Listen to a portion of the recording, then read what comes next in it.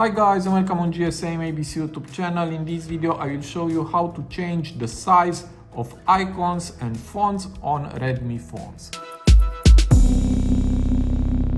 So here I have a Redmi Note 15 5G, is the same also for the Pro version and the other Redmi phones. And if you want to change the size for the icons and also for the fonts on this phone, you can do it.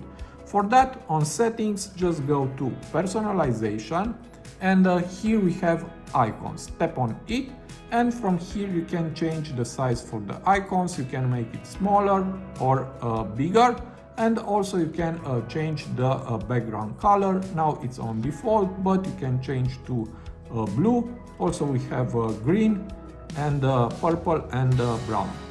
Okay, I will let on default and I will set on bigger, and now I will go to fonts. Here there is, and from here you can change the font if you want. You can choose also from here, we have a lot of fonts. And now I will go back, and if you want to increase the size of the letters, from here you can do it. If you set on default, just move this dot like this, and this is how it looks now. Also you can change to Mi Sans, and from here you can make the font bigger.